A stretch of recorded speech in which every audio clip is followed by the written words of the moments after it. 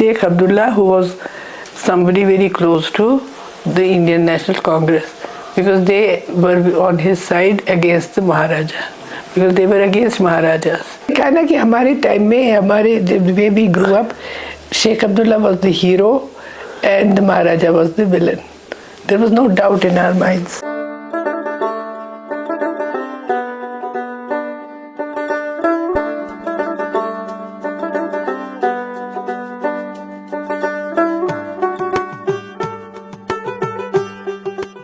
उजाले अपनी यादों के हमारे साथ रहने दो।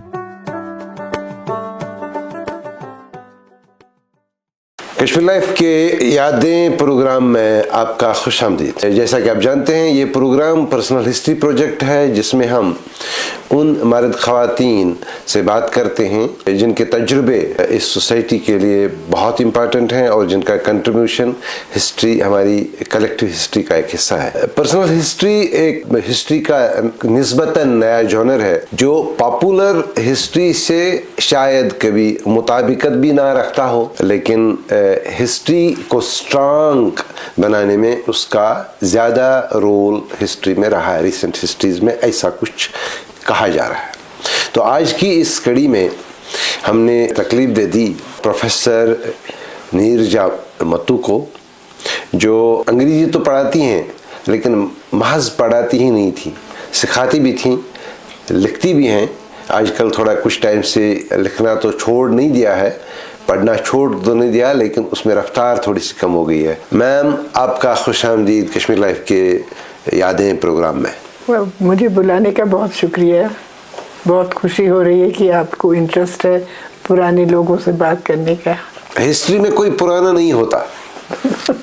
हर शख्स का कंट्रीब्यूशन जो होता है वो हर दौर में निहायत ही इम्पोर्टेंट रहता है। और आपने जो काम किया है और आपने जिन हालात में पढ़ाई की है, despite being from a privileged background given the days you are born, contribution बहुत इमेंस है। आपने 5 से ज़्यादा किताबें लिखी हैं। 5-6 लिखी होंगी जी हाँ। तो एक कॉफी टेबल किताब भी थी, वो बेचारी उस वक्त unfortunately it came out in 1989 just on the verge of militancy, so the book poor thing died. अच्छा। It was called the Trefoil Land, Kashmir, Jammu and Ladakh. But anyway, that's old history now. But that still is a contribution. Yes, it was a beautiful book though. तो हम शुरुआत में हम इस बात से करेंगे। मैं चाहूँगा, आप 1938 में पैदा होगी, ये ज़रूरी नहीं होता कि मुमकिन भी नहीं है कि बच्चा पैदा हो और उसे पता हो कि मैं किस माहौल में पैदा हुआ, लेकिन 5, 6, 7 साल तो लग ही जाते हैं। तो आपकी जो पहली यादाश्त है इस दुनिया के बारे में, क्योंकि आपकी दुनिया वही थी जो आपके आसपास थी, वही थी। क्या यादें हैं? मुझे याद है अपना घर, और वो मुझे बड़ा खूबसूरत लगता था। मैं उस ज़माने में भी बड़ी खुश थी कि हमारा जो घर था उसमें एक बाग था, और बाग में कुछ फ्रूट ट्रीज थी, तो स्प्रिंग में ब्लॉसम आता था। मुझे याद है कि एक झूला था जिस पर मैं बैठती थी और फूल गिरते थे तो बहुत अच्छा लगता था। और मेरी दादी उस वक़्त ज़िंदा थी, वो पुराने कश्मीरी पंडित लेडी थी, वो had come from the area of Safa Kadal to this new area on exchange road. ये एक्सचेंज रोड का जो घर था, ये भी एक उस ज़माने के लिए एक बहुत रेडिकल चीज़ थी, क्योंकि मेरे फादर थे असल में सफ़ा कदल के। He was born in Safa Kadal, but he had been educated and he had great modern ideas at that time, which prompted him to leave Safa Kadal and build a house in the civil lines of Srinagar.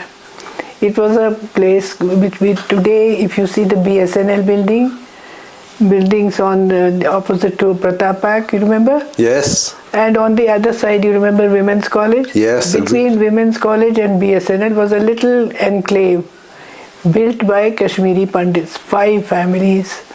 They were all, you see, had been educated in the modern way, and they were all aspiring towards modernization, towards you see, a better way of life. So they built these bungalows in the English style, and they had sanitary fittings in those houses in 1938. and there was no drain flowing trashy water outside. It was clean, and they were like-minded people. They were all self-made people. They were not jagirdars, no landlords. They all maybe had some small land holdings, but they all were aspiring towards education and a modern way of life. And one thing common to all these officials, some professors, some revenue officers, some engineers, one doctor, one thing common was that they all believed in modern education. Not only were they educated themselves, but they educated their children also. So I was the youngest of my 5 brothers and sisters. So as the youngest, I was left to my own devices. My eldest brother was 15 years older than me. Number 2 brother was 13 years older. Sister was 11 years older. The next sister was 3 years older. So I was like a little wave wandering around, nobody taking much notice of what I was up to.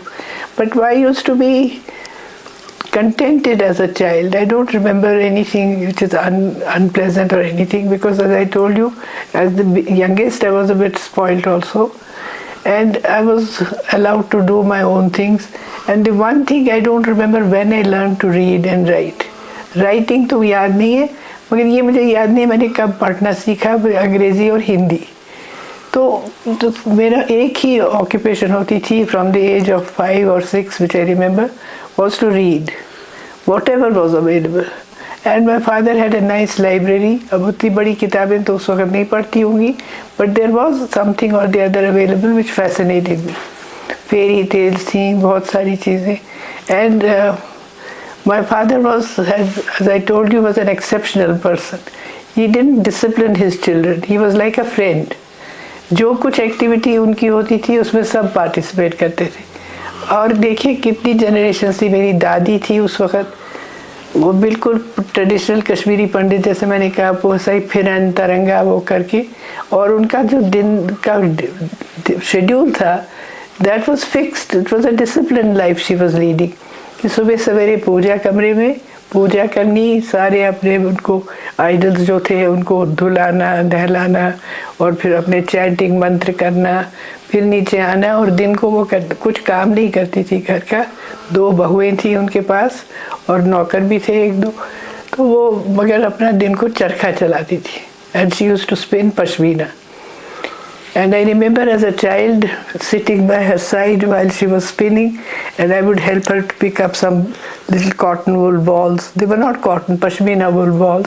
Hand them over to her and she would put them on the spin and a lovely pashmina yarn would be spun. And then I remember also that she used to then call a weaver and give him all the yarn which was fashioned in the form of skeins to weave into cloth. और उस cloth से मेरे father और मेरे uncle, उनके एक ही भाई थे अंकल, उनके लिए एक एक फिरन बनता था. एंड विंटर में every year my father's birthday used to be in December. He would have a new फिरन which was all spun by his mother. And these were her activities fascinated me. तो मैं उनके साथ ही ज़्यादातर बैठती थी. कभी वो कहती थी ज़रा हाथ पकड़ो, मुझे ये बनाना है अपनी पूछ. तो अच्छा खबर बटने आस्ता पूछ लगा हुआ. So pouches, that was a very complicated affair. It had to be starched, then it had to be twisted so that you had 2 tails at the end like a snake and a hood on top like a cobra's head. This head. Exactly. All that she needed assistance of somebody to hold the ends of that cloth while she would twist them. So I would be sitting there because I had no other occupation. I was not sent to school. But then there was a home tutor who came for my 2 other sisters. So when was the age when home tutor started visiting you? The tutor? The tutor was basically there for my sister and my cousin, who were about 3-4 years older than me. And I used to hang around. I don't know whether I told you the only thing I learned was to read and write a little.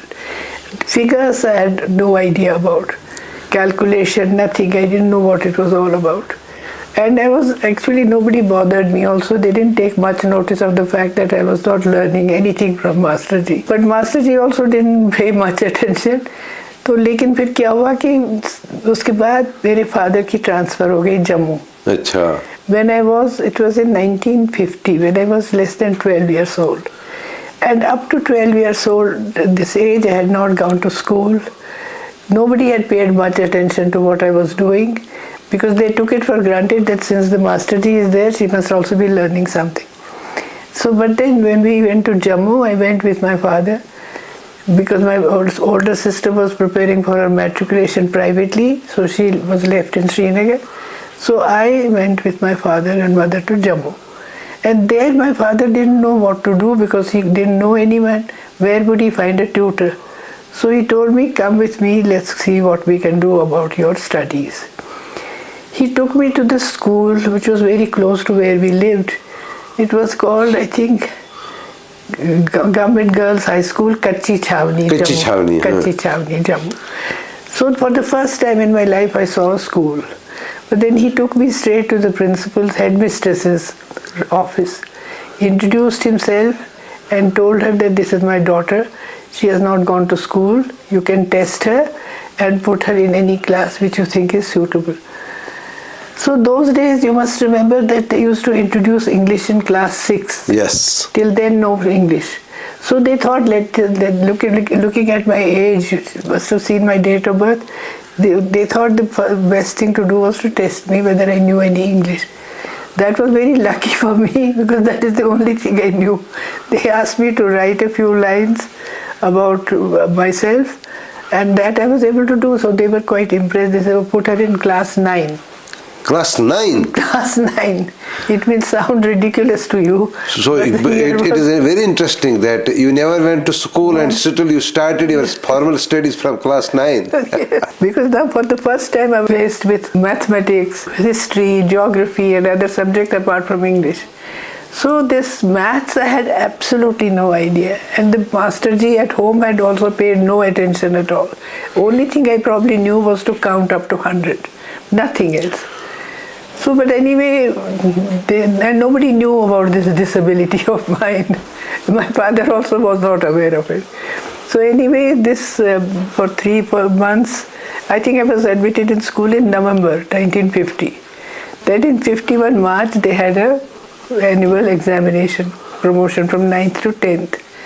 And then for the first time, it became evident that I couldn't proceed with my studies at all, because I was 0 in maths. I had scored 19 marks out of 200. But I had done well in other subjects. They thought something had happened to me, so they just put on my report, promoted to class 10. And fortunately, about the same time, my father was transferred back to Srinagar. But when he saw this report card, for the first time he realized that he had been a bit neglectful. Yes. They had neglected this part of my education. But once he came back to Srinagar, now that I had this certificate, promoted to class 10, this Kotibag school had been opened in the premises of this women's college. It was next door to where we lived. So with this thing, my father took me to the school, and the headmistress, I remember, was Mrs. Qureshi. Very sweet lady. She is the eldest sister of Mahmouda Ahmad Ali Shah. And her other sister was Begum Jalaluddin. She didn't really pay much attention to the marks card, but she thought that promoted to 10th is good enough. So there I was. But then my father started thinking that if I have to go for formal education, if I have to proceed, then something would have to be done. In those days, there used to be a choice for girls.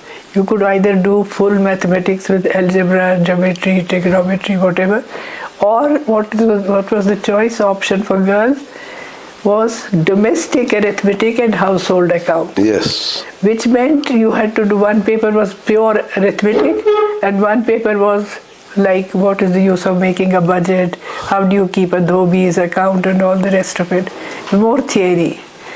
So then he looked for a proper teacher and he found one. That was like a miracle. He found somebody who was only a matriculate, but he had the reputation of being very good at maths. So when he saw how bad I was, he realized that something drastic would have to be done. So he said that I will not come every day. I'll come only twice a week, And the other days you have to struggle with whatever exercises I give you.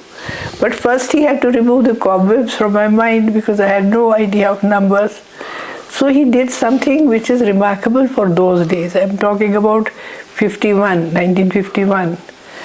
And he said he would set me problems. जैसे आजकल करते हैं ना बच्चों को problem solving math. उस ज़माने में उसके ये इंजीनियस आइडिया था.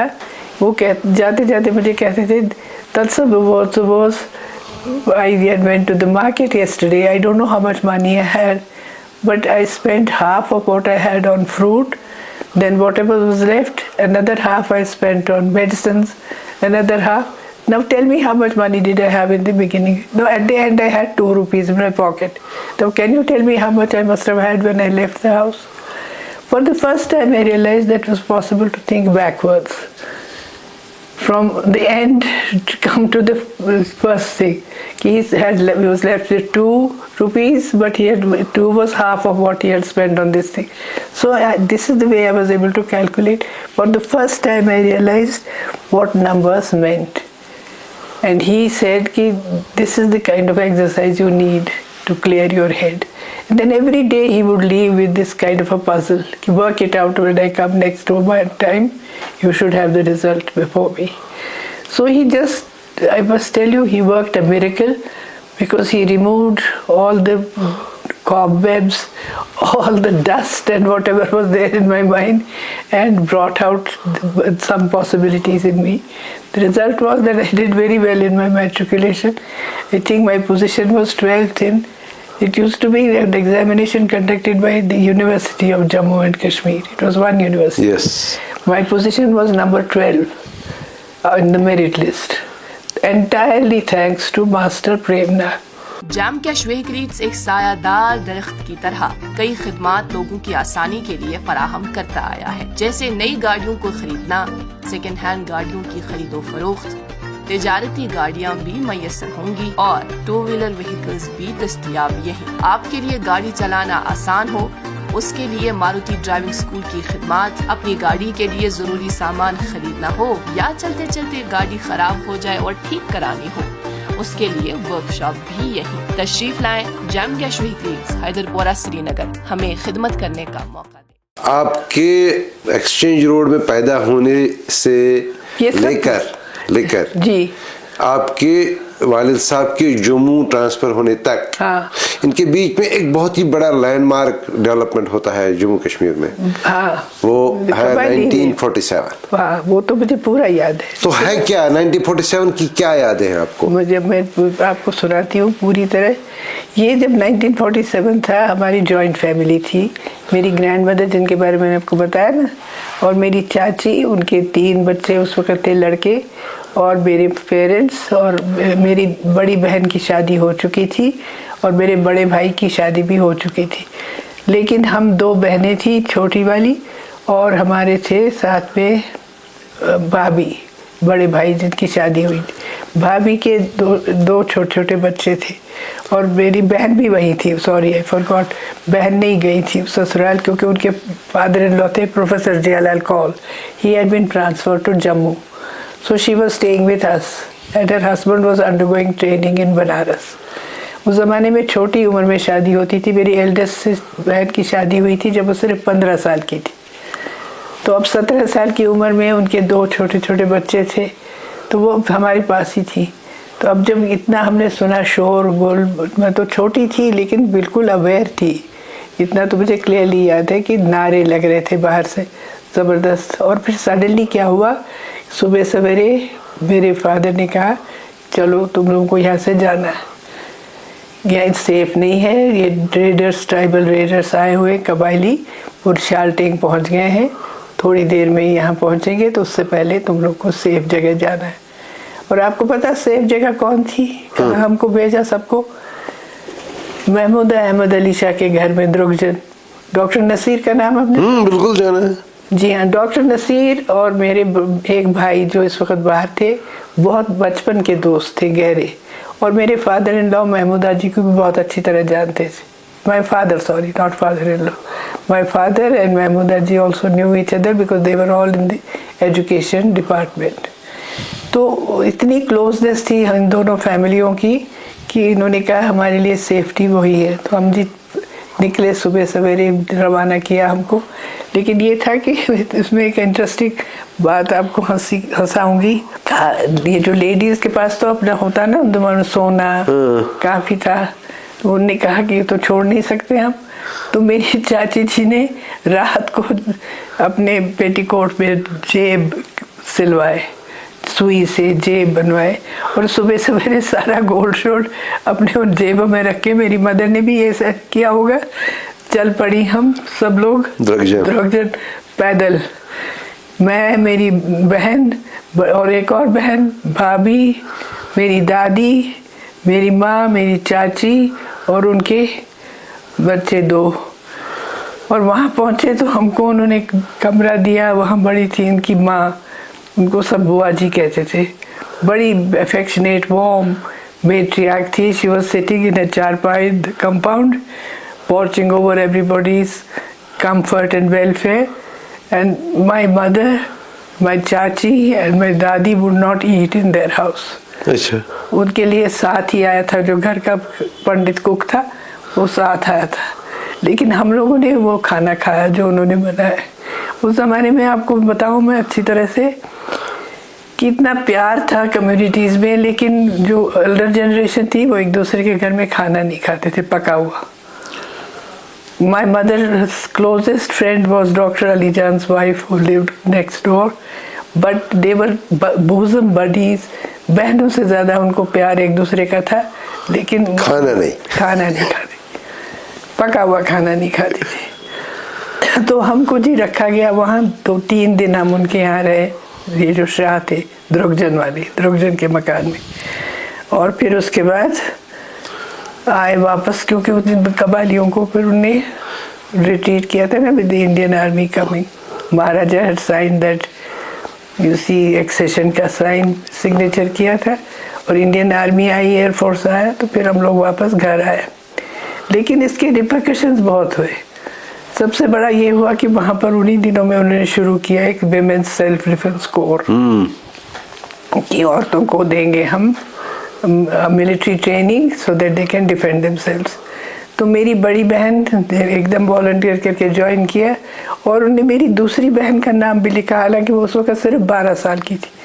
लेकिन दे वेंट, उस मोहल्ले की और भी जो लेडीज़ थी, और एक थी वहाँ उस ज़माने में Freda Bedi, she was part of that women self defence corps. Mahmooda ji तो थी ही, उनकी बहन बेगम जलालुद्दीन, और बहुत सारी Pandit ladies also. They underwent military training there. So this was the aftermath of the tribal invasion. तो वो जो एग्जिबिट होता था, वो हमलावर खबरदार हम कश्मीर जी, वो तो वही था पलेडियम के आसपास ही नारे थे ना जबरदस्त। वो नारे थे, एक तो था हमलावर खबरदार हम कश्मीरी हैं तैयार, शेरी कश्मीर का क्या इरशाद, हिंदू मुस्लिम सिख इतिहाद, बढ़े चलो महाज पर बढ़े चलो, लड़ेंगे हम लुटेरों और हम लवारों के साथ, वतन फरोश बेवफा और कातिलों के साथ, कदम कदम बढ़ेंगे हम, महाज पर लड़ेंगे हम। और हमारे झंडे, क्या बड़ा अच्छा गाना था तब, वो तो अब किसी को याद नहीं होगा। लहरा है कश्मीर के झंडे, बाजुए बेशमशीर के झंडे, हलवाले दिलगीर के झंडे, हर सू लहरा हर दम लहरा, ताबे क़यामत पे हम लहरा है कश्मीर के झंडे। So it was a very, very stirring time, full of patriotic fervor and great belief that only wonderful things would keep happening. And they did for some time, till other forces took over. But in the beginning it was a heady time, full of optimism, full of tremendous patriotism, and no trace of any kind of communal animosity. And you know, the people who had joined the militia, young men, my brother had also joined, but then when one other young man from the neighborhood had also joined, and it was a tragedy that the other young man died on the front. उसका नाम था पुष्कर जाडू, बेचारा 18 साल का total था, लेकिन front पे लड़ते लड़ते गोली लगी और मर गया। तो ये ज़माना था। फिर उस वक़्त एक और चीज़ थी कि बड़ी ज़बरदस्त बिलीव थी कि things can only get better, और complete trust in Sheikh Abdullah कि जो करेगा अल करेगा वांगन करेगा बब करेगा वो भी एक बात थी। और ये था कि बिलीफ थी कि अब तो बिल्कुल एजुकेशन फ्री हो गई, सारे लैंड लॉर्ड्स की चली गई holdings, land to the tiller which transformed Kashmiri rural people. Suddenly they became owners of what they had been tilling till then without were allowed to keep only 1/4 and the rest would go to the landlord. So all those transformational changes took place and it was an air of optimism. So we thought nothing would go bad. Then soon this women's college was set up in 1950. See, my eldest sister was, I think, very bright. She had done her matriculation privately. ये जो था ना land to the tiller, it was a revolutionary thing. Yes. It's not done anywhere else, and nobody acknowledges it today. And I remember one comment that one gentleman made when people had suddenly started turning against Sheikh Abdullah in the early 80s. When suddenly there was this misinformation campaign about he had sold out Kashmir and all the rest of it. At that time, I remember one gentleman arguing with another person, a Muslim, and he was telling him, you can forget everything, but don't forget that Sheikh Abdullah turned you from a Hato to a Hazrat. I thought that was remarkable, because till then people had no respect for Kashmiris. They were referred to as Hatos. The Punjabis dominated us, the Dogras dominated us, and we were supposed to be illiterate and absolutely filthy, dirty, nothing. Our whole culture and everything had come into disabuse. But then I think he was the person who restored confidence to people. History has a way of teasing you and deceiving you. Yes.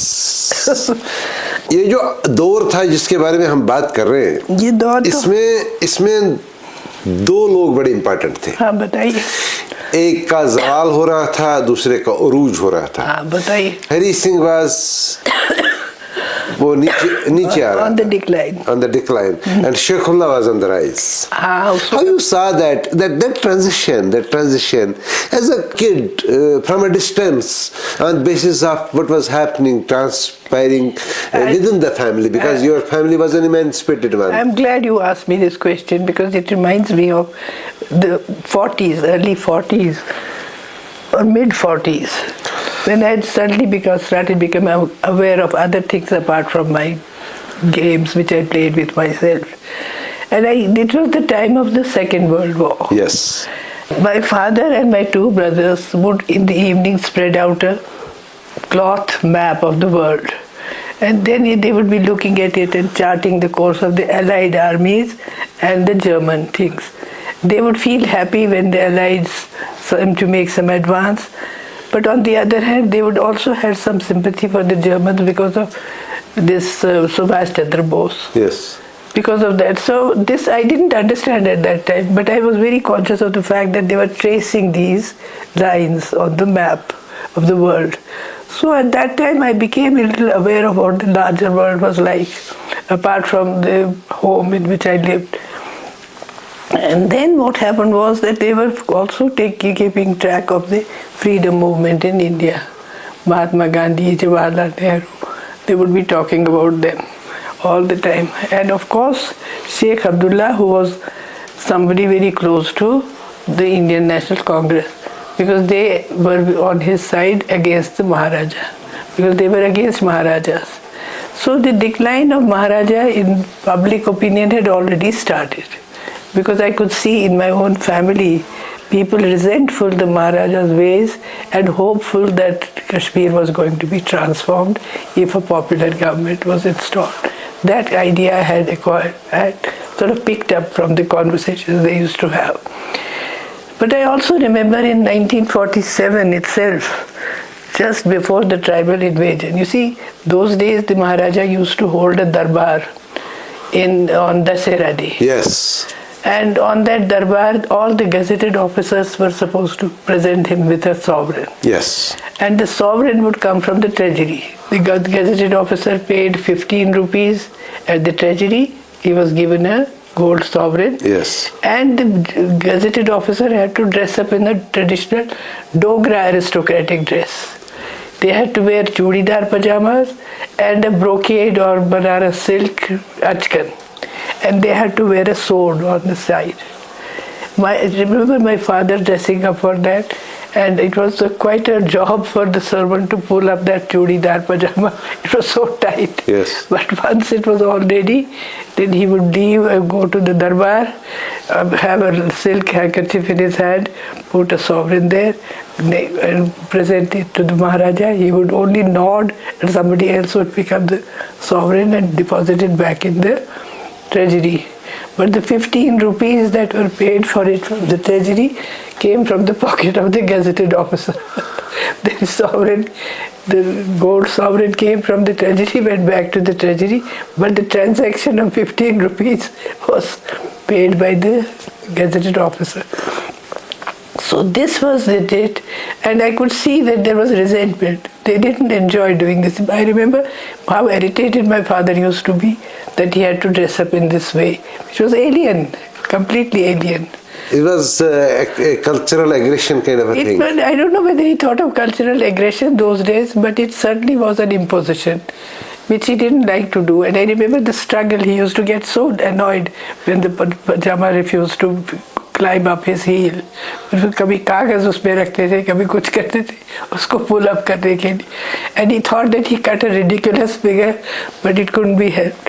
So Maharaja was not a popular person in my family, at least I remember.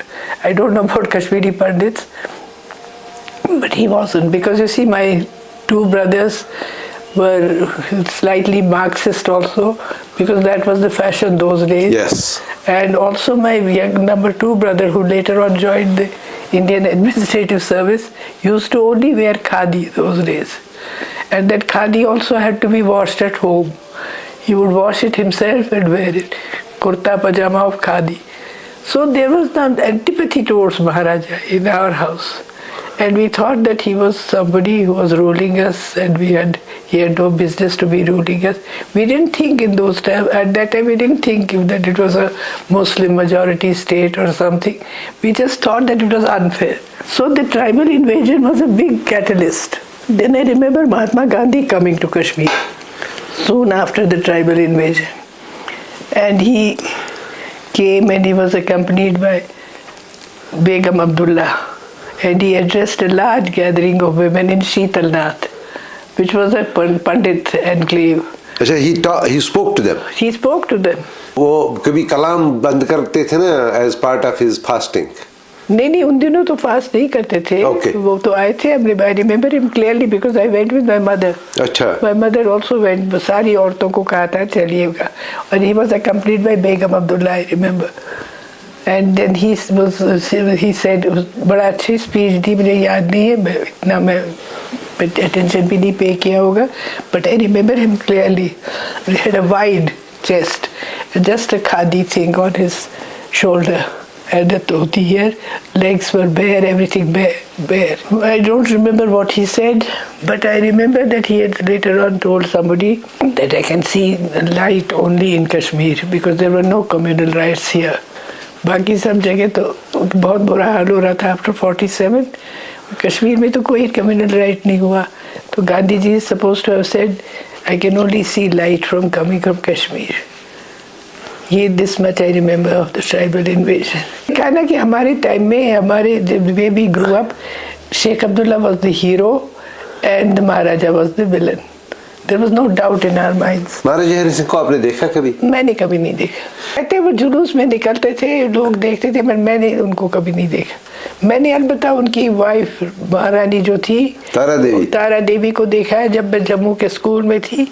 उस वक्त तक तो he had been deposed. Yes. But she was allowed to come to Jammu, so she came one day to the school.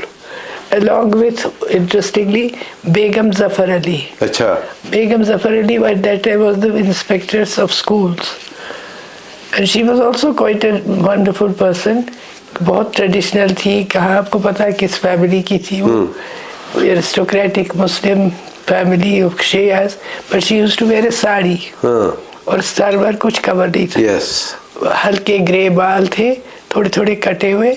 She look like an European lady. Yes. तो वो भी थी, और ये कुछ फंक्शन होगा जिसमें ये भी उसको बुलाया था। स्कूल में जब मैं कुछ महीने थी वहाँ मैंने अनफॉर्चुनेटली इन्हीं को देखा और किसी डिग्नेटरी को नहीं देखा। जब आपने शेख मोहम्मद अब्दुल्ला को पहली बार देखा अपनी नजरों से, मतलब नजदीक से? हाँ, बड़ी टावरिंग पर्सनालिटी थी, और आपको पता नहीं है कि वो कितना इंटरेस्ट ले रहे थे इन वीमेंस एजुकेशन। ये जो वीमेंस कॉलेज बनाना भी उन्हीं का काम था, ये इतनी बड़ी ब्यूटीफुल बिल्डिंग कॉलेज को देना भी उनका ही काम था। और उसके बाद he used to come and visit the college every month to see about the building construction, what was happening, what kind of education girls were receiving. Till 53 it was a regular thing, and after 75 also he came to the college, and he was very much interested, and he had a very towering personality. First of all, he was very tall. Yes. And he used to be very well dressed also. He used to wear very nice suits when he came to the college. पता नहीं secretariat में भी क्या पहनते थे, और भी पहनते होंगे, बट सूट तो definitely I remember. And also he had a very nice way of speaking to people and encouraging and you know taking interest in little details. I'll tell you something which is of course not of this period. It is after he came back in 75. Then he was the chief minister. Now he was not the prime minister. Yes. तो वहाँ पे क्या था कि मैं used to teach in the college, so there was a vacancy for a principal somewhere. So I was also asked to go for the interview. I was not interested in administration, but they said that if they call you, you have to go. Anyway, I went. So there was an expert from outside who had come. Then that lady apparently had recommended that I should go for teaching in the university rather than the college. Somehow she was impressed with my knowledge of English literature, so she had spoken to this Sheikh Abdullah. She was quite a distinguished professor from outside Kashmir, and she had suggested to him. So he called me to his office. He said, "We are planning to send you to England. England for a thing, and then you are to take charge of the university." So I said, "I'm sorry, I can't go. I have 2 small children." And he said, "ये तुम लोगों की औरतों की आदत है, जब मौका मिलता है तब नहीं करते हो, फिर कहते हो हमें मौका नहीं मिलता." मैंने कहा, "जी, I'm very sorry, I can't leave my small, they are at an age where I can't leave them." मुझे ये भी कहा, "Why can't your husband look after them?" मैंने कहा, "That's not possible. He has his own work." This is my encounter with him later on. Sheikh साहब तो hero थे, शेख साहब तो बड़े टावरिंग थे। हमारे सब उस जमाने में जब पहले थे बिल्कुल ही कोई डाउट नहीं था। जब दोबारा भी आए, we thought that everything would improve now. ये बहुत फेथ थी लोगों को कि अभी तक जो गड़बड़ हो रही थी अब सब ठीक हो जाएगा, मगर नहीं हुआ था ठीक। Because by that time he was not very well, also he was unwell. What happened in 1953? You were in Lal Chowk. Lal Chowk is the epicenter of news, the epicenter of action, and epicenter of rumors. The amazing thing is कि जो जहाँ हम रहते थे वो इतना, हालांकि लाल चौक के पास था, लेकिन फिर भी बिल्कुल ही आइसोलेटेड था, एक तरफ से प्रोटेक्टेड था सब तरफ से। और हम उस वक्त, ये जो आप पूछ रहे हैं किस वक्त की बात, 53। हाँ, ये तो हमको पता था कि बहुत गड़बड़ हो रही है, कॉलेज बंद हो गया, काफ़ी प्रोटेस्ट बहुत हो रहे थे, और टॉगे सारे बंद हो गए। सबसे ज़्यादा सब मुश्किल हो गई मेरे फादर को कि वो जाया करते थे वंस अ वीक टू सफा कदर, which was his ancestral home. उनके cousins वहाँ थे, older people also, and now it was difficult for him to go, क्योंकि वॉक करके कितनी दूर जाते। ये हमने देखा, और फिर स्ट्राइक थी, बंद था, बहुत बड़ा ज़बरदस्त प्रोटेस्ट था। बख्शी साहब का तो हमको रिमोटली भी कोई नहीं था उनके साथ कनेक्शन और एनीथिंग, लेकिन ये था कि उस वक़्त सिर्फ लग रहा था कश्मीरी पंडितों को भी शायद बख्शी गुलाम मोहम्मद ने बचाया कश्मीर को, वरना शेख साहब की क्या साजिश थी, क्या थी, वो थी कि नहीं थी, लेकिन वो वहाँ पे इम्प्रेशन दिया गया था कि he has saved Kashmir for India. Bakshi Ghulam Mohammad. एक बड़ा ओपेरा लिखा दीनानाथ नादिम ने, yes, बुम्बुरी Ambarsar, yes, बुम्बुरी Ambarsar, which was a kind of an allegory in which it seemed that the imperialist powers in collusion with local actors were trying to grab Kashmir, and it was an American conspiracy. And then it was because of the intervention of Soviet Russia and others that Kashmir was saved. So this Bambur Yambursal was allegorical that Yambursal is Kashmir and Bambur is India. Then Tufan and Harud and all kinds of evil forces are trying to separate them. But then with the intervention of the Russians, the situation is saved and Kashmir is united with India. Bambur and Yambursal are united. Bambur Yambursal played a very key role in the International Naidmus takeoff. He moved around mostly in USSR then. Yes, because they were Marxists, you see. ये जो सारी जो थे Indian Writers Association, those progressive writers, they were all Marxists. And all of them were invited to Russia. They got the Lenin Prize or something or the other. वो तो थे, बिल्कुल. Nadim was certainly a Marxist. He was, and he did believe that this was an imperialist conspiracy to snatch Kashmir for the Western Bloc, Anglo-Indian Bloc. तो उसलिए उन्होंने वो बड़े passionately सोच के वो प्ले ऑपरा लिखा था, जिसमें कि उन्होंने दिखाया कि बाद में, और फिर सबसे ज़्यादा इंटरेस्टिंग बात है कि उन्हीं दिनों in 55 Khrushchev and Bulganin came to Kashmir. Yes. And this opera was presented to them. This women's college का परफॉर्म, मैं भी उसमें थी, हम सब उसमें थे, बम्बुर यम्बुर्सल में उनके सामने परफॉर्म किया और उनको समझाया गया कि ये आपके लिए कॉम्प्लीमेंट है कि आपने बचाया है कश्मीर को उस वेस्टर्न ब्लॉक में जाने से. अच्छा. That happened in 55 जब वो जवाहर टनल भी इनॉग्रेट हुई थी. Yes. So in Bakshi Sahab's time, of course, he did a lot of building work also, that you can't deny. But I don't know, you see, you have to read the stories that were written during that period. They will give you an idea what the common man was feeling. The frustrations they were feeling and the kind of betrayal they were feeling. You can find it in not in the writings of Dinanath Nadim or other Marxists, but in the writings of short story writers like Ali Muhammad Lone or Sufi Ghulam Muhammad or others. Because they had a hand on the pulse of the people, they were talking frankly about the resentment and the raj of the Halka president and the other petty officials who were making the life of ordinary Kashmiris very difficult, which was not talked about, but you can find it in the literature of the time. Even Mazhar actually has written one poem in which he says ki what is the use of this azadi. Azadi, yes. Kya hua ye? Will you Mubarak Shusadi Gare Aisha Azadi? Actually, I have translated it into English. That sentiment of how people felt betrayed. They thought they were getting azadi, but what they were getting in return was exploitation of another kind. Anyway, you can all find it in the. If you really read the literature of the time, you will find that they are honest people. And they also talk about the tortures that were done in the prisons, which Kashmiris used to talk about.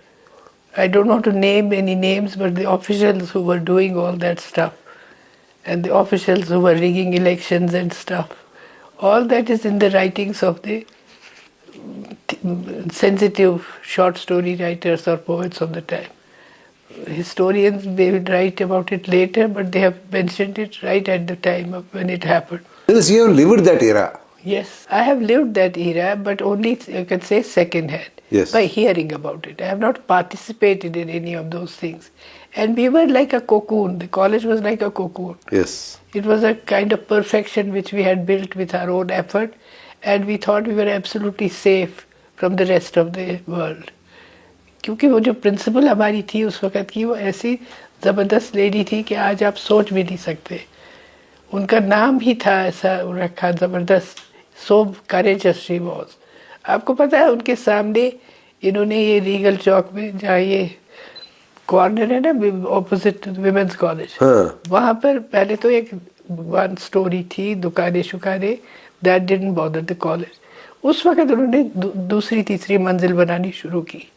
And she ensured that they wouldn't have a single window overlooking the college. उनको blank wall एक. Who was she? Mahmooda Ahmad Alisha. Okay. ज़बरदस्त औरत थी और उनने बनने नहीं दिया उनको, क्योंकि उनको गवर्नमेंट का भी सपोर्ट था. She was close to Sadiq साहब. because they had the same kind of, political views, liberal, secular, and very close to the Gandhian and the Nehru philosophy. And she never wore any kind of, she only wore handloom sarees.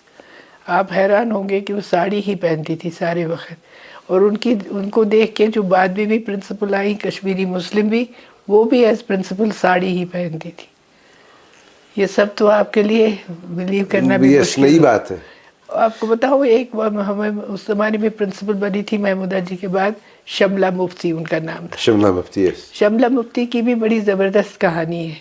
वो बहुत ही traditional conservative family से में शादी उनकी हुई थी, लगभग वहाँ पे जहाँ बड़ी मस्जिद है ना, वहीं पे उनके ससुराल थे। लेकिन फिर उन्होंने कॉलेज आई, पढ़ाई की, बीए किया, शादी के बाद फिर एमए करने के लिए अलीगढ़ गई फ़ारसी में। वहाँ तब तक वो सलवार कमीज़ और बुर्का पहनती थी। जब वो अलीगढ़ से वापस आई, बुर्का नहीं था, दुपट्टा था सर पे, और हमारे कॉलेज में पढ़ाने लगी as a lecturer in Farsi. Then she rose to be the principal, she was sent to Nawakadal college as principal. और क्या हुआ कि जो ही वो प्रिंसिपल बनी, उन्होंने शलवार कमीज, दुपट्टा, बुर्का छोड़कर साड़ी पहनना शुरू की। And she used to wear a sari because till then it was believed because of Mahmooda जी's ट्रेडिशन कि जो स्टाफ मेंबर्स हैं कॉलेज के, they should look different from students. उनको साड़ी ही ज़्यादातर पहनती थी, चाहे हिंदू होती या मुस्लिम। और उसके बाद शमला जी वैसे ही रही। जब वो रिटायर हुई, उसके बाद भी she was very active in the social work area. She was, I think, honorary secretary of the Family Planning Association of India also. But then later on, when militancy came, then she had to submit to the will of the Dukhtarane Millat also, because anyway, whatever happened. So she again was transformed. So you can see from her, looking at Shamla Mufti as a kind of an icon of that time, you can see the graph. You can see the rise and the decline of women of Kashmir. When did you join this women college as lecturer? That is also that's also a different story altogether. You see, after doing my graduation, I did BA honors in English. Then fortunately for me, the university campus was not there. They had been given a small building in SP College premises next to Women's College, Yes. where they ran the postgraduate department of English. So after doing this English honors passing, so straight away I went to do my MA. And you must remember that these were very close to where I lived, just 5 minutes away. Yes. Most convenient it was. At that time we had only 3 professors teaching all of us for previous as well as MA class, but they were dedicated people. Professor S.L. Pandit was the head, Professor M.S. Svant was the next professor, Professor Apuram Somnath. They were quite, I should say, gifted people, because they could just 3 of them teaching 2 whole classes for MA, previous and final. Anyway, so then the results came out, and I had topped that postgraduate department of English. Though I missed my first class by 3 marks, but it doesn't matter, in those days it didn't matter. So then what happened was, there was no idea of working or anything, because nobody in my family, no woman had worked before. And among Kashmiri Pandits, it was not supposed to be the done thing, particularly if you are unmarried. So I was young, I was not married. So then my friend from the college, she had heard that there is a vacancy for a teacher in the college. She said, why don't you come with me? I would like to speak to the principal, but I'm a bit scared of her. She has a good opinion of you, so you come with me. So I just accompanied her. When the principal saw us, she told me, what are you, your results are out? I said, yes. She said, I know you have done well. I said, yes. What are you doing now? Nothing. Come and teach in the college from tomorrow. Our Zia Durrani was a lecturer. She is going on study leave. You come and teach in her place. No order, no application, nothing. So I took her word, and the next day I wore my mother's sari and went to college. And this head of the department of English was also had been my teacher in the college. So she handed over registers to me, go and take this class. It was as, good casual as you can think of. It was like joining ninth class. Yes. You can say that. It was really like that. Just ninth class, due to my ability to write 2 sentences of English, and here because Bihmadaji knew me. So I came home and I was very happy. Next day I borrowed my mother's thick sari, because till then I used to wear salwar kameez. So I thought I should look a little more dignified as a professor, and went and took the class and everything and came home happily.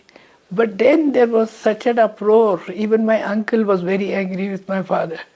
ये क्या करो तो है, ये कुछ कह रही है मिस पका मेल ने मिस कहीं कुछ कह रही नहीं थे मिस ये कुछ शुक्रान क्या शरीफ घर लड़की करी नौकरी. So my father was also a bit nonplussed at that time. He was also, in spite of all his, security and his own ideas, his own more modern thing, he also felt a little threatened. So he told me, why don't you forget about it? I said, I can't let the girls down. They liked me, I've established a kind of a relationship. Why should I stop? And Mahmudaji will be very angry. So he didn't know what to say. But I continued, and Mahmudaji called my father and said, please don't stop her. She's doing a good job and we need people like her. She was very complimentary, I must say. And the girls are happy, so you better forget about stopping her. So then the whole outcry died down and I continued to teach. Your job was made formal. It was, I tell you, you will not believe it. I have not written a single application for that job. Mahmudaji sent this whole record of my academic record, plus the testimonials I had got from different people. She sent them to the secretariat. Then they called me for an interview. Public Service Commission का interview होता. तो वो interview के लिए तो मैं गई और उसके बाद I was confirmed. In 58 I joined when I was about 20 years old. And then in 67 they had a series of interviews to promote lecturers to become professors. So I was selected there also. I became professor in 1967. Then later on another interview for principals, which I didn't want to go for because I had no interest in administration. But they said that since they have asked you, you must go. So I went there and then they didn't know what to do with me. So they said, okay, we'll give you the status and rank and everything of a principal, but you can continue to be head of Department of English. So that's how I continued. So most of your career was in the Mulnaros? All of it. All of it. So you were never shifted? No, never. I'll tell you. You were born on the same patch of land? You studied on the same patch of land? You served the same patch of land. But then what a fortune marriage, you had. I told you right in the beginning that I consider myself to be very fortunate in where I was born, first of all. The family into which I was born. And the circumstances around me at that time, which enabled me to do things without any problem at all. Problems arose much later. What was that? When 90s happened. Oh, 90s is too distant, but before that you raised your family, started Yes, I did that. So was it your choice? To do what? To raise a family? What do you mean? Did I have a choice? Did any girl have a choice at that time? I don't know. No. Since I didn't give up my job, and my father didn't know what was going to happen, I was also applying to Delhi colleges also. I thought it's getting too much. इन लोगों को मैं लंबे मुंह नहीं देख सकती. मैं जाती हूँ Delhi.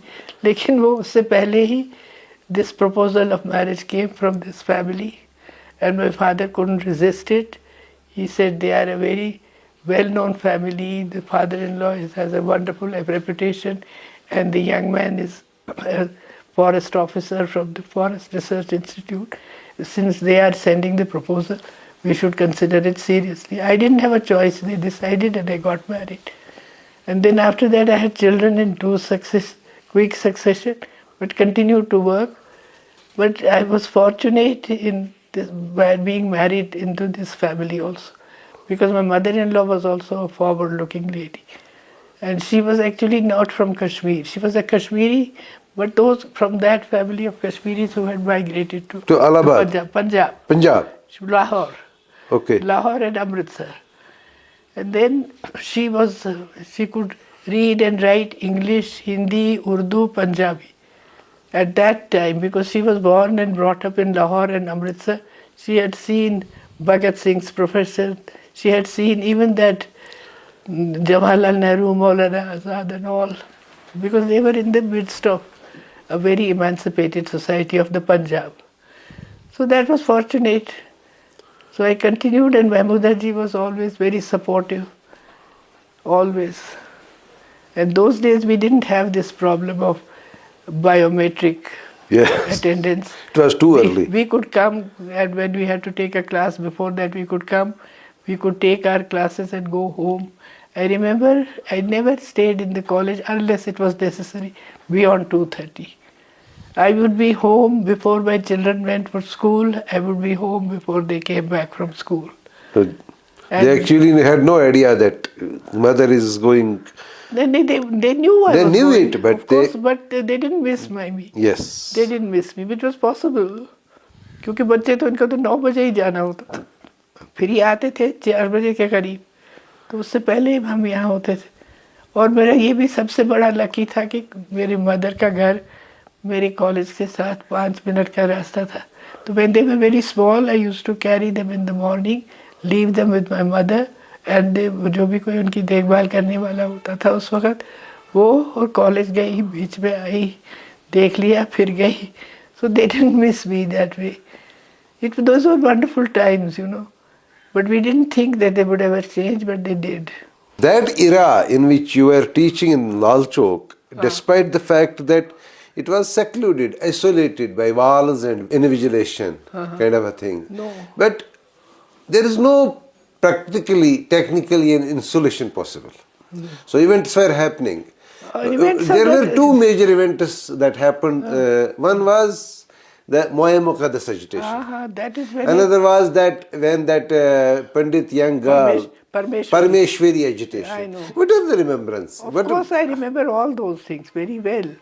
But you see, before that, we remember 65 also. We Yes. can't forget that. Please let us know. 63. Moye Muqaddas was 63. 63 में हुआ, December 63 में. You see, suddenly we realized that something terrible had happened in Kashmir because everything came to a standstill. The people were in a state of, what shall I say, such a tremendous shock, as if they had been shell shocked, because they couldn't believe that the Moye Muqaddas could be gone.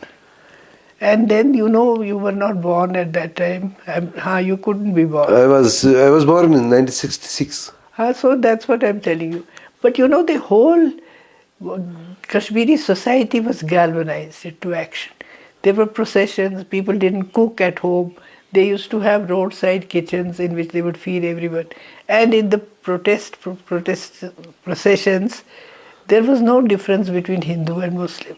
My mother was also a part of many of those processions, because you see, her parental house was near Habakadal. So she used to go there sometimes. So one day when she was coming back, the procession was started. So she became a part of the procession and came all the way to Lal Chowk with the procession. So there was no difference between Hindu and Muslim. It was like a culture shock to the whole Kashmiri community. A collective loss. Yes, collective loss. Because you see, in those days, I remember there was no difference between one shrine and another. If my mother would go to Reshpir, she would also have Kahne versus Jai. She believed in this Kahno. Kahno मालूम है ना? I understand. तो दस्तगीर साहब. तो दस्तगीर साहब का कहवा वो बनवाती, कोई बीमार होता था, कहती थी दस्तगीर साहब in Kahne with chai. Then she would feed people with chai and everything.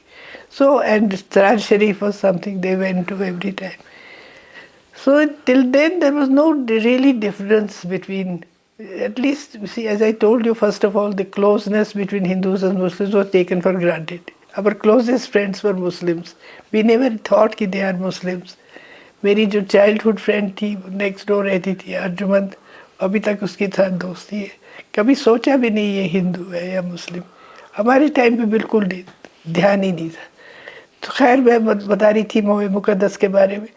So this was a collective expression of grief and mourning and sorrow, and there was tremendous anger against the administration at that time. So one of the first things that happened, the violent thing that happened, was that the properties of Bakshi Ghulam Ahmad's family were set on fire. उसमें 2 cinema थे आपके बगल में, Regal और Amrish cinema, दोनों वो दोनों जला दिए और सारा रीगल का एरिया सारा जला दिया था. इतना गुस्सा था लोगों को. और बाद में भी जब कभी फिल्म यहाँ चलती थी, आपको यकीन नहीं होगा, यहाँ कई दफ़े बिजली जाती थी ना, फिर वो 3rd क्लास वाले शोर बजाते थे, हो बिजली अगर नहीं गए थे. तो one of the slogans they used to use was always असली मुजरिम पेश करो. अच्छा. Because it was a mystery that was never solved कि who had actually taken away that मोए मुकद्दस and how was it restored. Kashmiris were never satisfied as to what actually had happened. So at every moment of anger, the slogan would rise, Asli Mushrim Pesh Karo, which was never done. तो हाँ, दूसरी बात ये थी कि ये cinemas के साथ तो हमारा बड़ा क्लोज रिलेशनशिप था. हम बहुत फिल्म देखते थे बचपन से ही. मेरे फादर भी हमें अंग्रेज़ी फिल्म दिखाने ले जाते थे. पर्टिकुलरली अगर हिस्टोरिकल फिल्म होती, उसमें श्रीगल सिनेमा में आती थी, या कोई बड़ी मशहूर एक्ट्रेस होती उस ज़माने में की थी, वो ग्रेटा गार्बो उसको कहते थे. वो स्वीडिश थी लेकिन थी हॉलीवुड में, and very beautiful. And my father was a fan. So he used to take us. Queen Christina एक उसकी फिल्म आई थी, मुझे अभी भी याद. ब्लैक एंड वाइट ही होती थी, you know. I am talking about the 40s. Yes. And palladium में तो विमेंस गैलरी थी, उसमें हम चुपचाप आराम से बैठ के देखते थे फिल्म. तो फिल्मों का साथ हमारे, आप कह रहे हैं ना कि आप उधर बैठे थे आइसोलेटेड, सारे दर्जी हमारे वहाँ थे बंड पे, और कॉफ़ी हाउस वहाँ था. कश्मीर बुक शॉप जो हमारी लाइफ का एक बहुत ही इंटेग्रल हिस्सा था. आपने देखा भी नहीं होगा. बिल्कुल देखा नहीं, मैंने देखा है. सफ़ेद दाढ़ी वाले सरदार जी को देखा? बिल्कुल देखा है. बहुत बचपन में देखा होगा. आपको याद है कैसा वो book shop? Exactly, yes. I used to go there. I never had money to purchase, but I would go through Philip. Oh yes, of Yes. course. And they had all the latest magazines also. Yes. They used to have this New York Times होता था, ये था Times Literary Supplement होता था, Encounter होता था. बाकी तो लोकल तो इंडियन तो बहुत सारे होते ही थे. और किताब आपको कोई भी चाहते हो अगर आप हो, वो कहते हैं बेटा अच्छा बताओ, 3 दिन के अंदर वो ला देते थे. It was a wonderful kind of an area in which I grew up. You cannot ever imagine anything like that. But this is very new for me that Palladium had a gallery for women. Oh yes, movie goers. We used to go as students and we used to hand over the money to the gatekeeper. उस ज़माने में ₹1.25 देना होता था, ₹1.25. और उसको पैसे देते थे, वही टिकट लाता था और मज़े से ऊपर बैठकर सेफ एनवायरनमेंट में फिल्म देखते थे. शोर भी मचाते थे, कुछ भी करते थे. और बाकी सब तो हमारी नेक्स्ट डोर ही था ना जहाँ हम रहते थे. तो जो फैशनेबल सबसे स्ट्रीट यहाँ थी बंड. Yes. वो तो आपको अब तो देखकर नहीं आपको वो यकीन आएगा कि वो क्या होता था एक ज़माने में. It was the favourite promenade of all the fashionable people of Kashmir. Not many were not Kashmiris. They were Punjabis, outsiders, visitors, tourists, film stars. Film stars को हमने देखा वहाँ चलते हुए. नसीम बानो और सायरा बानो. वहाँ पर एक बड़ी अच्छी एक एम्ब्रॉयडरी की दुकान थी लैम्बर्ट लेन में, उसका नाम था लाइट रोज. वहाँ पे उसको देखा हमने. नसीम बानो, आपने सुना नाम होगा? नाम सुना. दिलीप कुमार की वाइफ. सायरा बानो की माँ. वो दोनों खड़ी थी, वो चूज कर रही थी कोई एम्ब्रॉयडरी. हम तो देखते, जो स्टूडेंट थे देखते रह गए. She gave a very nice smile, that was enough for us. तो हम बहुत फैशनेबल एरिया में भी रहते थे लेकिन अंदर बिल्कुल tradition. You know Subhana the Worst. Of course, सुबहाना द वर्स्ट तो दूर था. यहाँ नहीं था, बंड पे नहीं था वो। सुबहाना द बस उसने अपना नाम रखा था क्योंकि किसी अंग्रेज को या अमेरिकन को उसने काफ़ी धोखा दिया था। एक ही कालीन 3-4 कस्टमरों को प्रॉमिस किया था, कहा था मैं भेजूंगा, taken money from all of them and not given to anyone. फिर किसी ने उसको कहा जो Subhana you are the best, he took it as a compliment and he gave it. से वो दूसरा था ना सफरिंग मोसेस, यस। पहले हाउस बोट पे होता था। हाँ। तो उसको भी वो जो थे मोहिद्दीन साहब थे, वो बड़े, he was also a very interesting gentleman, he new so much history, the owner of the shop, and he had an American wife. Anyway, so some American or somebody had told him, oh, you work so hard, you are the suffering Moses. He again thought that this is a good title for his shop. I think it is still called Suffering It is still Suffering Moses. But it's on the bund now. It is on the bund. वो बंड की बात ही अलग थी। वहाँ पर बड़ा भारी एक लंबा 3 शॉप्स का शायद एक शॉप था, liquor shop, S.N. Channa and Sons it used to be called. The interesting thing was all these liquor shops were owned by Kashmiri Pandits, क्योंकि उसमें जो पोलो व्यू में भी थे, ठाकर्स एजेंसी थी और कुछ था, कोई universal agency. I believe they used to also stock liquor. You have any idea about the Lambert, Mr. Lambert? No, I remember the shop. It was a circular Yes. shop. Circular shop. वो था जहाँ अब बना है ना Pamposh hotel, हाँ। वहाँ पे था, वो केमिस्ट शॉप था। अच्छा। I have not seen Mr. Lambert. No, he was in 30s, much before you were born. But the shop was there. It was a circular shop. वो तो फिर बाद में गिरा दिया था। Usually 5-6 जंग ओस ना। जंग इस वारिया, 99 ओस आग जंग, 61 ओस आग जंग, 27 ओस जंगी। 5-6 क्या याद छ तोय, because you are mature enough to remember things. नहीं, I remember clearly 5-6 क्या छ। याद छ ये कि my husband was posted at Langate those days as DFO. So for the summer holidays we also had gone to Langate. तत पर गए, तत पर जाना सुंदर जाए एक चौकी पर, ततन शु तक सुप रेस्ट हाउस थी वन फॉरेस्ट रेड डीच तक जाए बना.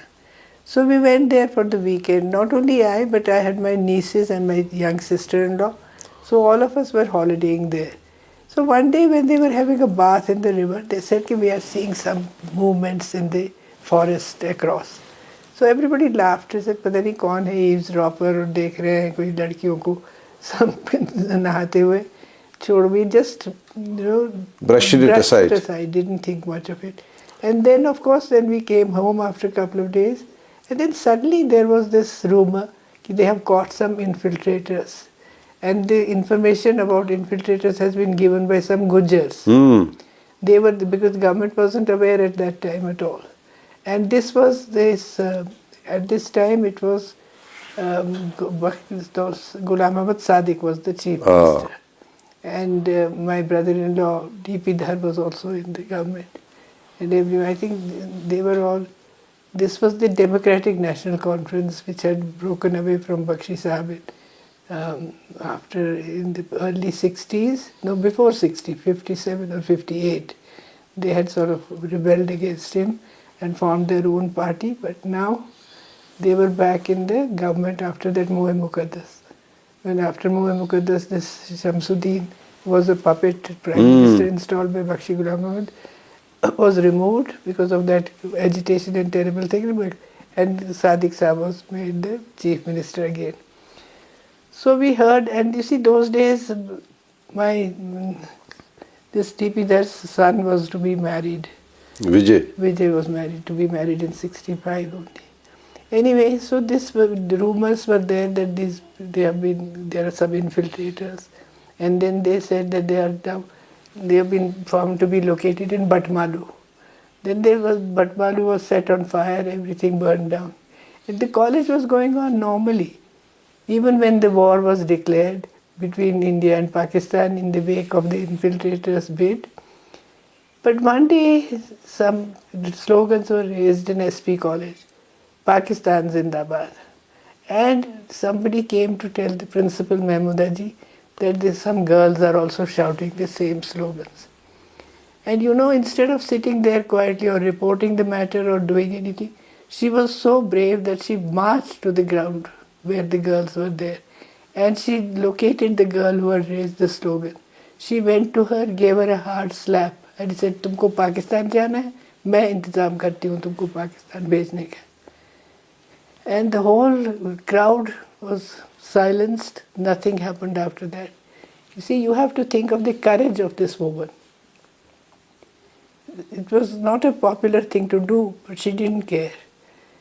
This is my vivid memory of 65. And later on, when they had caught some of those infiltrators, they found a diary in which they had noted down their visit to Reddy, Chowkibal, and how they had watched some people having a bath.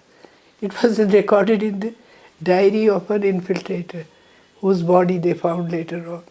And then we connected, yes, the girls were saying कि कोई हमको देख रहा है, हमने attention pay नहीं किया, ये लोग देख रहे होंगे. मगर फिर उसके बाद वॉर हुई और आपको पता है फिर ताशकंद मामला ख़त्म. और फिर हम तब तक कम से कम कॉलेज में मोज़े और टोपियाँ बना रहे थे सोल्जर्स के लिए, ऑलिव ग्रीन वूल की. The same exercise we did in 71 also. Again, Mahmooda ji was the principal. She was a committed nationalist. Ideals of Jawaharlal Nehru, and she was very close to Indira Gandhi. And Indira Gandhi came for the celebration of the college Silver Jubilee in 1975.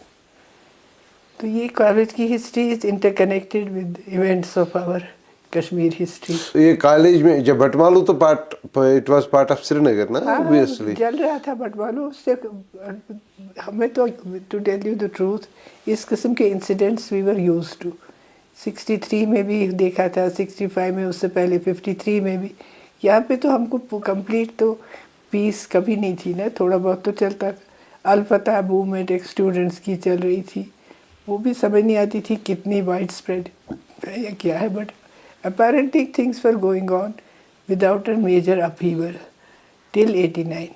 वो agitation भी हुआ था, वो शायद पंडित agitation. वो किस दौर में हुआ था? 67 में. 67 में हुआ था. वो ये हुआ था कि वो एक लड़की काम करती थी यहाँ पर, एक सुपर बाजार था गवर्नमेंट का, उसमें उसका कोलीग था, तो उसने उससे क्वाइटली शादी कर ली.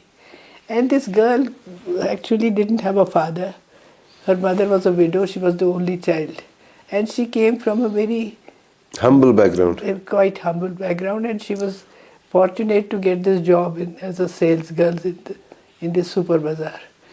So then when it was discovered that she had married, the mother raised a cry.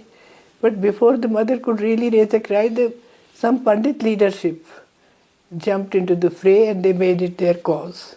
कि ये बहुत जुल्म हो रहा है, हमारी लड़कियों को ले जा रहे हैं. जैसे आजकल वो लव जहाद की बात कर रहे हैं, उस ज़माने में टर्म तो नहीं थी, लेकिन उन्होंने ये एक्सप्रेस किया फियर कि जो गरीब घरों की लड़कियां हैं वो शायद टेम्पटेशन से शादी कर लें और क्या होगा हमारा, हम तो पहले ही इतनी माइनॉरिटी हैं, कुछ नहीं होगा. तो it was, I think some other elements also joined this protest and a kind of local leadership was thrown up. Leadership में थी एक डॉक्टर थी बड़ी मशहूर उस ज़माने में, डॉक्टर जगत मोहिनी उनका नाम था. जगत मोहिनी. वो उनका हॉस्पिटल था, रतन रानी हॉस्पिटल. तो उनको उन्होंने लीडर बनाया, एजुटेशन का लीडर. तो रोज़ प्रोटेस्ट होते थे, रोज़ शोर बजता था. पहली दफ़े एक हमने देखा है कम्युनल टाइप का एक एजुटेशन हो रहा है, into which the Muslims had no role and the Pandits were doing it on their own. And then you see some people died also confusion में. 2-3 फिर बड़ी कोशिश की गई टू रेस्टोर पीस. फिर कुछ गवर्नमेंट ऑफ इंडिया के साथ भी कुछ इंटरवेंशन हुआ. उन्होंने कहा will set up a commission to look into the grievances of Kashmiri Pandits, क्योंकि उनकी ग्रीवेंसेस उस वक्त तक ये थी ना कि अब नौकरियों में पहले तो there was no competition, but after 47 they realised, और they should have realised, that the jobs would not be so easily available to them, because now qualified Muslims were also there, and also because Muslims had been an oppressed class till then. Any government, any popular government would have to take some kind of affirmative action to raise them to the level to which they actually belonged. And so their seats in professional colleges would not be available freely to Kashmiri Pandits. So all these resentments were sort of brought together, and they in the form of an agitation. It didn't serve any purpose at all, to me, if you ask me. It only kind of created mistrust between communities. लेकिन एक सवाल का जवाब मेरी जहन में नहीं आ रहा है. Dr. Girjadar also married a Muslim. Of course. It never created a fuss anywhere. This is the business of class distinction. I have always believed it in. यहाँ तो मैरिजेस होती रहती हैं ना, मतलब वो पहले भी होती थी. ये क्लास की बात है. ये चूंकि ये लोअर क्लास था और ये एक कॉज बन गया इनको बाकी रिजेंटमेंट्स की वजह से. They thought it is a good enough cause. Who knows what other elements might also have contributed. But in the case of Dr. Nasir and Girja, it was a kind of an ideal marriage. They were wonderful people, and the two families had accepted each other without any protest. You see, this Parmeshwari's mother was a widow, and she had no other means of living. So she had to probably, I should say, if she had been she probably became a tool in the hands of some manipulative elements. Left to herself, she might have accepted it quietly. लेकिन ये cause बन गया ना, इनको बहाना मिल गया उस वक्त. And unfortunately, it did resolve itself, but it created a wedge. And she's alive. I know she's Parveen now. She's Parveen. She actually was related to a colleague of ours at the college. And the colleague used to tell us that she is a much better Muslim than any other Muslim in their family.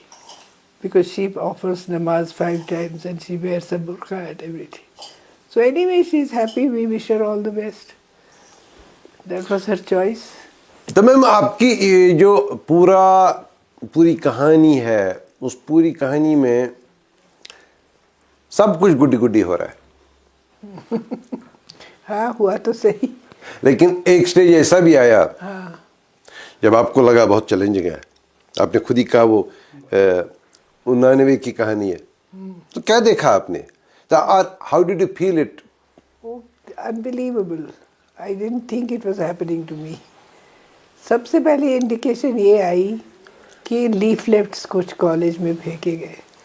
तो लड़कियां आई एक excited मेरी class में, madam देखिए ये क्या leaflet है. तो क्या था उसमें लिखा हुआ कि हमारी अपनी बहनों से गुजारिश है कि वो पर्दा करें, और दूसरी गुजारिश ये है कि जो हमारी पंडित बहनें हैं वो टीका लगा के आया करें ताकि उनको कोई तकलीफ़ ना हो. तो ये मेरी क्लास में जब ये आया तो लड़कियां will be interested to know what their reaction was. One of the girls stood up said, madam फिर तो हम भी कल से टीका लगा के आएंगे. But they had no idea that the gun was at the back of these instructions.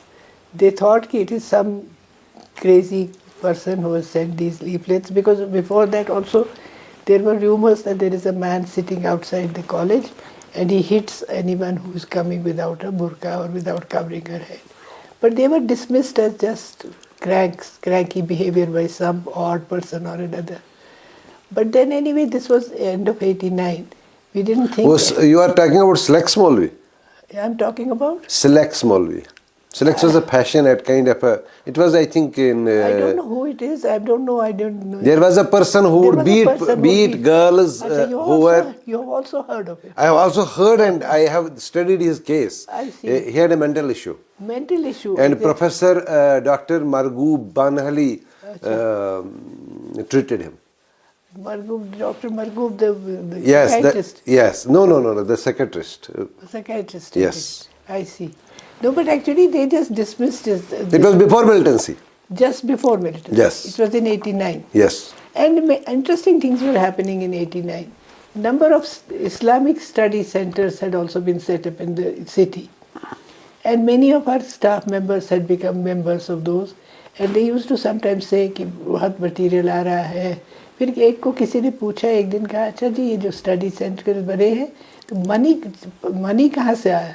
तो very proudly she said, बाहर से आ रहा है जी money. But nobody paid much attention to it.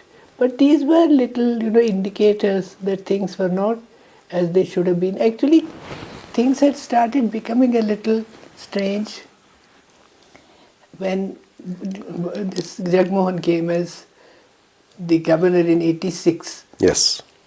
It was popularly he was resented, but though he thought he was a good administrator and he would win over hearts and whatever. So, but what happened was that it in his tenure that again we saw a cleavage between Hindus and Muslims. Yes. And you probably know all those things. I don't need to go into it. So the beginning of a kind of a wedge we could see, but we didn't think it would lead to anything major. And again in 89, and another thing that had been happening is that some of the students who had sometimes visited, whose families or they themselves had visited Saudi Arabia or one of the Arab states, when they came back to college, we would see them wearing a funny kind of a headdress. But this was not taken very seriously also. But after this, all this was happening in the 89, before militancy actually came to the forefront, a kind of a message was being sent to people that they were not good enough Muslims. And there was one particular staff member whom don't want to name. She used to be like a monitor, I must say. When she came into the staff room, she would give a stern look, and then I would see many of my colleagues quickly putting on a dupatta on their head. So one day I asked one of them, I said, why do you do this? वो बेचारे सीधे कहे, ये जी फिर पीछे पड़ जाएगी. They were not doing it of their own will, but you could see that there is a kind of a movement which I now think was a movement to curb the freedom of women. But at that time it was given the, let's say, the fig leaf of religious duties. But actually it was a kind of a suppression of women, which happened with full swing in 90. When women were attacked with acid, when they were shot at, they were not wearing an abaya or a burqa.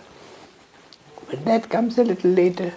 And also at that time we had a group of young women who used to go around, who had to cover themselves from head to toe. You couldn't even see their hands or fingers.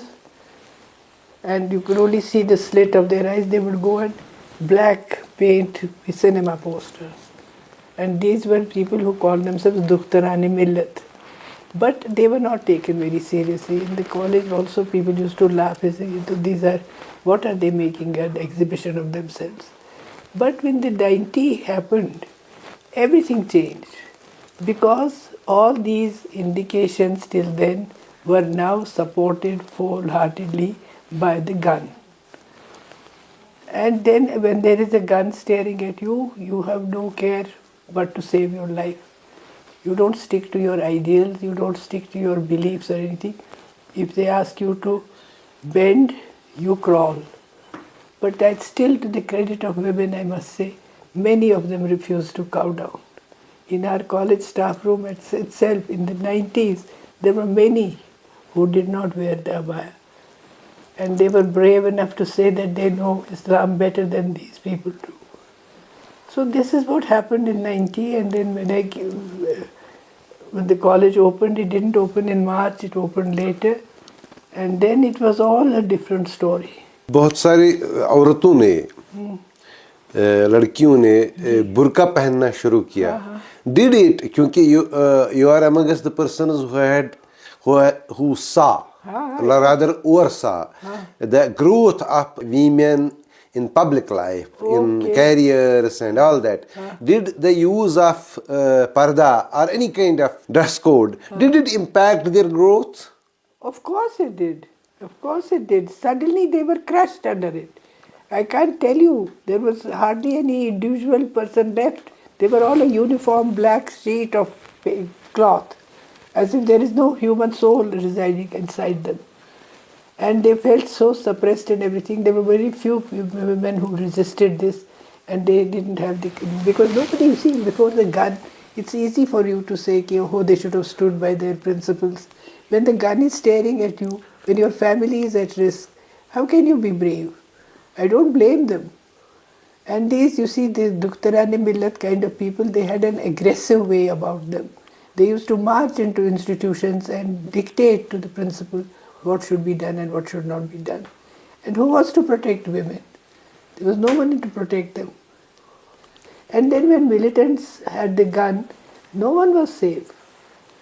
When an attempt was made to kidnap my husband, which did not succeed, fortunately, due to the intervention of a Muslim driver and a neighbor, people couldn't. This is the first time that people showed some sympathy to the victim of militants. Till then, they used to shun them. If a fellow was killed, he was lying there on the street for days without anybody daring to claim the body also. But in our case, it was different. I'm grateful to God for that. You were one of the quite a few proud families who decided not to move and stay put. That is actually, the credit should go to my husband, because he was the one who was almost kidnapped. He was the one who had had a near-death experience, because they were taken out a pistol and told him that if you don't come with us, we'll kill you now. And it was due to the intervention of our driver, personal driver Muslim, that my husband was saved, because he told the militants, kat buzu mein ain, pati khosh kariyo ti kariyo. So as they turned to listen to him, my husband ran, and fortunately the door of the house next door was open. He rushed in and bolted it. It was the Sardar family's house. So that miracle happened, and then we thought we didn't know what to do. Then the whole establishment here, the police department, they turned up and they said to my husband, we'll put you in a safe zone. He said that if I can't live in my own house, then I may as well leave like the others. Then they said, okay, we'll give you some little security. That wouldn't have helped, but our neighbors were supportive. They also felt a little bad that this had happened, because till then the story used to be that so-and-so was attacked because he was an agent, so-and-so was attacked because he was working in the Information or Intelligence Bureau. But they had no excuse for why my husband was attacked. So they felt that this was letting the whole movement down. And also till then they used to say that the Kashmiri Pandits who have left are giving false views about why they ran away. But here they couldn't really explain. And they realized that it was not let's say a movement against a particular person, it was a movement to threaten the minorities and make them leave. And because of the security we decided. Also, I must admit that if we had children studying here, our decision might have been different. But we were lucky in the sense that both our sons were outside studying. So he said, whatever is going to happen is going to happen to us. It doesn't matter. We have lived a full life. Let's see what happens. And also the support of my colleagues and the neighbors. We thought, both of us, my husband and I, that if we leave, it will be like letting these people down. Because I realized that all of them had suffered in one way or another. There was not a single important person who had not been threatened by militants in one way or another. In our own neighborhood, later on we realized that they used to come and demand whatever they wanted to do and hold them at gunpoint and make them do what they wanted to do. How was your life After this? after this? My life, I have to tell you the truth, in the beginning, in the 90s, many times I used to feel so suffocated. I developed a stomach ulcer also because of all the things that were happening. Either there was long hartal or there was long curfew, and then people were picked up and killed, like the Vice Chancellor, that Mushir ul Hassan, Kashmir University, he was taken hostage and killed. There were moments when I used to feel that I don't know why we are here. What are we trying to prove? And many times I used to tell my husband, let's go for some time. And we did go sometimes to Jammu, for a little while to Delhi. But I must tell you something interesting. So one of those occasions, I used to wear a sari all the time. It's only now because of my health that I have given it up. So I used to travel, and there used to be checking at every spot those days. In the early 90s, there wasn't just one thing near the airport, but right from Barzala onwards, there used to be checkposts, and there used to be people who would search you and all the rest of it. So one day, one person asked me, this one CRP fellow, आप कहाँ से हैं? मैंने कहा मैं यहीं की हूँ. आप हिंदू हैं? मैंने कहा हाँ. तो आप यहाँ क्या कर रही? With as if a threatening voice, you have no business to be here. That also, you see, pushed me in the opposite direction. I said, who is he to tell me whether I should stay here or not? It should be my own choice. And because of this little token security that the government gave us, at that time it sort of gave me courage to do what I felt like doing. I attended college regularly till the day I retired. I kept wearing my sari because my principals those days, they used to feel quite insecure because of me. They used to say, please आप भी सलवार कमीज पहने. मैं इनको कहती थी मैं पहनूंगी मगर उससे क्या साबित करूंगी मैं. ये लोग कहे मुझे तो सब जानते हैं यहाँ पे, तो ये कहेंगे शायद ये कोई जासूसी करने के लिए रंग बदल के आ रही है. मैं जैसी हूँ तो वैसी हूँ. So I continued like that. एक तो पढ़ाई, एक तो जिंदगी, लेकिन आपने बहुत काम किया लिखने पढ़ने का. आपने किताबें लिखी, बहुत सारी लिखी, और शॉर्ट स्टोरीज पे आपका तो you were the agency, one of the few people who actually converted Kashmiri short stories into a language that is global. You see, actually, I must tell you that when I was still a student doing my MA, our next door neighbor, who was also happened to be the father-in-law of my eldest sister, was one scholarly gentleman, Professor Jalal called, who taught English, but he had also done a lot of work for Kashmiri literature, Lal Ded and all, lyrics and things. So he gave me 2 stories one day. He said, देखो तुम इनको ज़रा अंग्रेज़ी में translate करो. ये जो है साहित्य academy, they are bringing out a volume of contemporary Indian short stories. So we want a Kashmiri story also to go into that, because he was in their advisory committee or something. So that is the first time when I was doing my MA that I translated these 2 stories. One was by Akhtar Mahideen called the Swargahur, the Huri of Paradise. And the other was Amin Kamil's Kokar Jung, Cockfight. And these 2 stories were published in that volume brought out by Sahitya Academy, Contemporary Indian Short Stories. So I received a sum of 100 or 150 for translation. I was very pleased with myself. But the thing is that they accepted my translation. It was published. Then I forgot all about it. But when 90 happened, when hardly any work was being done in the college, I thought, why don't I do it again? And till recently we had one person on the staff. He was a very well-known Kashmiri writer, but he taught Hindi, Hari Kishan Kaul. Yes. So I was familiar with his stories also, though I couldn't read. At that time I couldn't read this Nastali. Then I learned to read it also. In 90 you started reading Nastalik. Yes.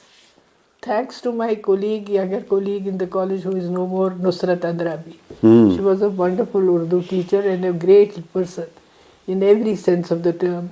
A properly liberated human being who never wore a burqa, even though she was threatened many times, and who stood by what she believed. Anyway, she used to tell me that Tochu Urdu beyan ko to zyada janta ga.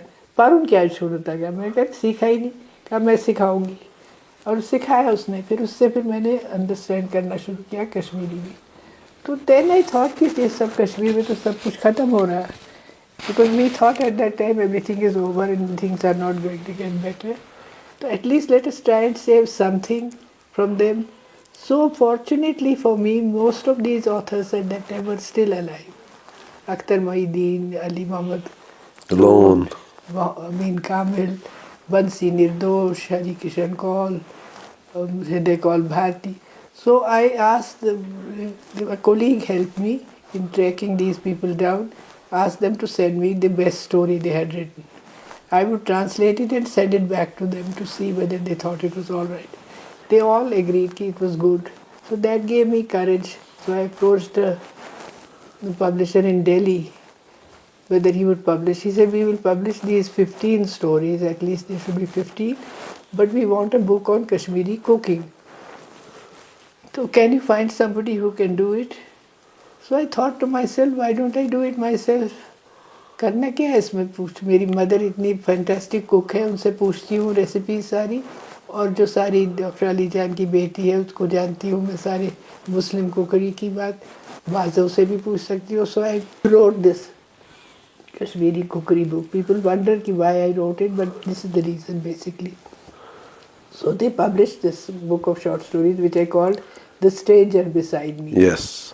Because you see, I thought it was an appropriate title to let the rest of India know what Kashmir is actually like. Because at that time we had acquired the reputation of being militants, aggressive, anti-national, whatever stuff. as if we were not human beings. So that was my one reason. And then it kept me busy, and then I thought I should actually pay some attention to the great women writers of Kashmir. So you chose the four. I chose the four because the two main streams of Kashmiri poetry are mystic and lyrical romanticism. And I realized that the first writers in these two genres were women. Lalded, who set in motion the mystic strain, and Haba Khatun, who's responsible for our love lyrics and everything. So I thought it would be good, and I found two other ladies who belonged to the two streams. They were not easy to find, but I did try very hard, and through one source or another was able to acquire their works. And then I got this fellowship from this Ministry of Human Resource Development for 2 years to work on these four women. And that sort of gave me a deadline also. So I did it, and I'm happy, and I did it. And the best part of it is that this book was written by a woman. It's written about women. The publisher is a woman, and the people who helped me to bring this book about are all women. And I have dedicated this book to the women of Kashmir who never lost their voice. Of the four characters you wrote about, which was the one that impressed you the most? The four women poets? Yes. Well, Laldet, of course, towers above everyone else. And I was surprised to find that each one of them is a genius in her own right. Yes. Every one of them. You see, and they have a distinct way, and they have contributed something which is original and which is also undeniable.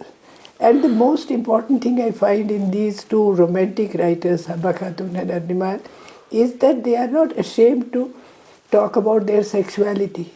They are not ashamed to express their emotions frankly. And also when they talk about the cruelty of men towards them, they are exposing the men. And they are the kind of proto-feminists. Because by raising their voice against what the treatment of men towards them is, they are striking a blow on patriarchy. This was not acknowledged by anyone so far. And I thought that this is a theme which has not been explored, and it should be talked about. Fortunately, the book was received well. Are you a feminist? I am not a feminist in that technical sense, but I believe in the capability of women. And I believe that there is no difference between a man and woman as far as capabilities are concerned. I'm not a militant feminist, but I believe I'm an anti-patriarchy society. Anti-patriarchy. I don't want decisions to be made for women. I want women to be subjects, not objects. Because that's the way I have lived my life. I have not allowed my decisions to be influenced by any dominance of a man. I have been so far able to convince the men in my life of the choices that I have made, and I don't regret doing that. What was the most important decision that you made in your life? To stick to my job, not to give up my job. And what do you regret? Regret? Let me think, what do I regret? I really don't have any regrets. No. What can I regret? I don't regret my marriage. I don't regret the way I lived my life. Regret to me, I'm sorry, I can't find anything. I don't regret not leaving Kashmir. I don't regret staying on in Kashmir. What else can I regret? No. Regret kya kar sakte? You're very fortunate. I think so. I do believe that I am fortunate. But I think a kind of inherent courage has something to do with your being fortunate or not fortunate. Are you still reading, studying, writing? Of course, how can I survive without reading? But I don't read, I listen. But fortunately for me, everything is available on Audible. And I am a great novel reader, and I still continue to be so. I read detective fiction, I read serious novels, I read a lot of funny stuff. One of my favorite authors is P.G. Wodehouse, to whom I return very often when I'm in a bit of a gloomy mood. I quickly find something on this phone, audible material from P.G. Wodehouse, and I laugh for a little while and I'm fine. What is the last book that you read about Kashmir? About Kashmir? Yes. Oh, I recently read a book which is written by a young woman about Kashmir. It's called, I think it's called Lol or something. Yes. Behak Jamal. Ah. Mahak Jamal has written this book. I enjoyed thoroughly because you see, I couldn't read it myself, but I had somebody with me who read out many of those stories. I found it was an honest account of what life in Kashmir is from 90s onwards. How people have steered their course, how they have navigated, how they have retained their humanity in spite of everything. I enjoyed it thoroughly. But the most recent novel I finished was a thing called The Dictionary of Lost Words. It is written about the making of the Oxford English Dictionary in Oxford. And it has the important participant is a woman who helps them to find words which are only used by women.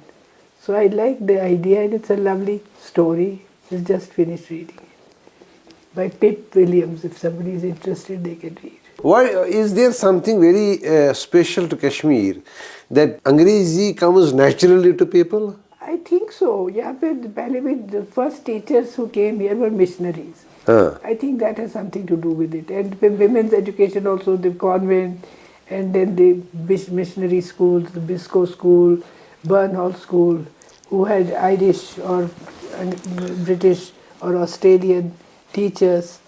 It has something to do with it, and also the fact that we are a tourist place. We are familiar with English people, foreigners. We are at ease with them, and for communication skills, we are even a houseboat, or not only a houseboat owner, but even a boatman knows a few words of English.